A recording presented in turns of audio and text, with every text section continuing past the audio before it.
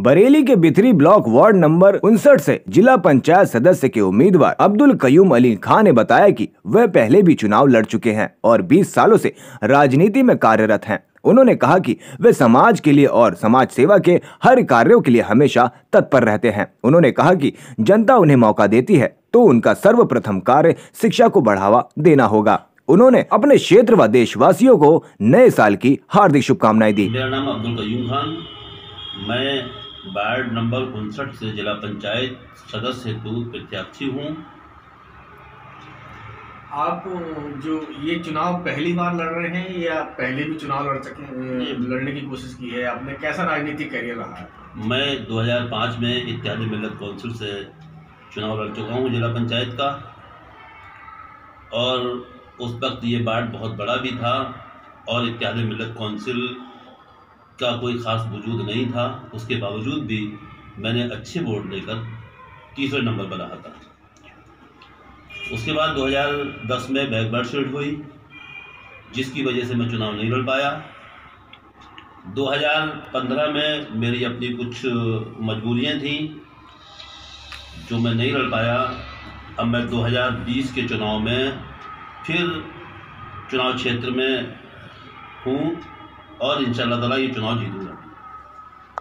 खान साहब, आपकी इतनी लंबी पारी रही है, इतना लंबा समय रहा है, तो इसमें क्या आप समाज सेवा से जुड़े रहे हैं, समाज की सेवा करते रहे? देखिए, मैं तो ये मानता हूँ, जब से मैंने होश संभाला है, मेरे फादर और वालिद साहब के ज़माने से ही समाज से मेरे फादर भी जुड़े रहे हैं और मैं भी बचपन से ही जुड़ा रहा हूँ।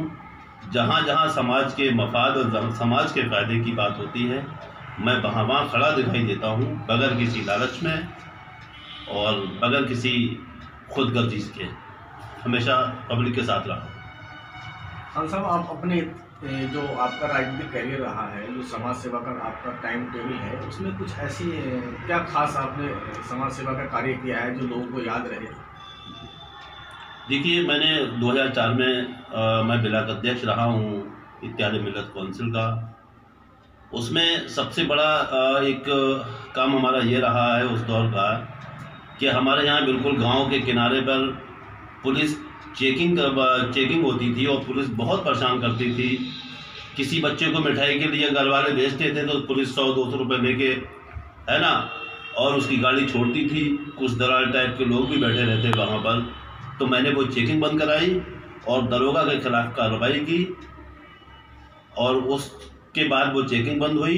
लोगों को बहुत सुकून मिला और सुकून हुआ, ये रही है। और 2014 में मैंने एक रैली मोटरसाइकिल रैली निकाली थी जो प्रशासन बगैर परमिशन के थी, दफ़ा 44 लगी हुई थी, लेकिन मैंने पब्लिक के हित में वो बगैर किसी डर के और खौफ के, बार एसओ साहब धमका रहे थे, उसके बावजूद भी निकाली, पूरे क्षेत्र में घुमाई।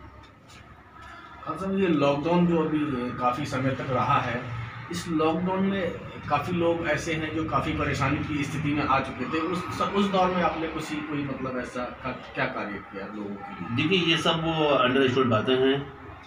किसने क्या किया, कितना किया, ये कहने की बातें नहीं हैं। मुझसे जो बन सका और जितना हो सका मैंने गरीबों की हिमायत में और लोगों की परेशानियों को देखते हुए किया, ये बताने की बातें नहीं हैं। मतलब अगर आप जनता आपको सहयोग करती है और आप जीत जाते हैं, तो जीतने के बाद सर्वप्रथम ऐसा कौन सा कार्य, विकास कार्य आप अपने वार्ड में करेंगे जिसकी इस समय लग रहा है कि आपको ज़रूरत है? देखिए, सबसे एक अहम मुद्दा शिक्षा का है। चूँकि हम शिक्षा से ही जुड़े हुए हैं 25-30 साल से, और शिक्षा के बारे में जितना बेहतर मैं सोच सकता हूँ, बाकी और दूसरा कैंडिडेट नहीं सोच सकता, और जितना बेहतर मैं कर सकता हूँ, मेरा मानना है कि शायद जितने प्रत्याशी हैं वो उतना अच्छा नहीं कर सकते। और दूसरी बात यह है कि पुलिस जिस तरीके से पुलिस लोगों को परेशान करती है, गौकशी के नाम पर, दूसरे और मुद्दों के नाम पर, मेरी प्राथमिकता ये होगी कि मेरे क्षेत्र के लोग अमन, शांति और सुकून के साथ रहें, कोई किसी को नाजायज ना सताए, चाहे वो पुलिस हो या कोई और अधिकारी। आपने आगे अगर जनता आपको चुन देती है तो आपने आगे की कोई ऐसी योजनाएं विकास के ऊपर बनाई हैं जिसके बारे में बताना चाहिए? देखिए, जिला पंचायत सदस्य एक बहुत बड़ा पद है। अगर उसका सही इस्तेमाल किया जाए तो मैं ये दावा कर रहा हूँ कि मेरे क्षेत्र की कोई सड़क टूटी दिखाई नहीं देगी, मेरे क्षेत्र का कोई हैंडपम्प ऐसा नहीं होगा जो पानी ना देता हो, मेरे क्षेत्र में ट्रांसफार्मर जो फूक जाते हैं 15-15 दिन तक चेंज नहीं होते हैं। मैं 24 घंटे की गारंटी लेता हूँ अपने क्षेत्र की, 24 घंटे के अंदर ट्रांसफार्मर बदले जाएंगे। खान साहब, आपका जो ये जनता का जो आपने जनसंपर्क रहा है वो क्या लगातार जारी है? नहीं, मेरा लगातार जारी है और मेरा जारी होने के बाद मुझे लोग बुला रहे हैं, लोग मेरे पीछे इन बातों की मेरी तारीफ करते हैं और इंशाअल्लाह ताला वो दिल से मेरे साथ हैं, पूरे क्षेत्र की जनता मेरे साथ है। आपके वार्ड में स्वास्थ्य केंद्र या बारात घर वगैरह ऐसे हैं? देखिए, बायड में स्वास्थ्य केंद्र है बस, लेकिन काम नहीं होता है। ज़रूरत उन पर काम होने की है भाई। स्वास्थ्य केंद्र से क्या है जब डॉक्टर ही ना हो, दवाइयाँ ना हो, देख रेख ना हो, उससे क्या फायदा। तो जहाँ भी जो है वो सारी चीज़ें सही तरीके से काम करेंगी, जेन्युइन काम होगा, नियमानुसार काम होगा और अगर ज़रूरत होगी तो नए भी बनवाए जाएंगे। बारात घर के लिए क्या कहेंगे? बारात घर होना चाहिए, हर गांव में बारात घर होना चाहिए और सरकारी ये रही भी है, लेकिन हमारे जो लीडरशिप है, हमारे जो नेता हैं, हमारे जो चुने हुए नुमाइंदे हैं, वो जानकारी ना होने की वजह से उसका फ़ायदा नहीं उठा पाते हैं। इसमें सरकार की कोई गलती नहीं। खान साहब, अपने क्षेत्र व देशवासियों को कोई संदेश देना? देखिए, क्षेत्र और देशवासियों को मेरा संदेश यही है कि इस कोरोना के टाइम में अपना एहतियात बरतते हुए मास्क भी लगाएं, अपना ख्याल रखें और जितना भी हो सके इससे बचने के उपाय लोगों को बताएं और खुद करें।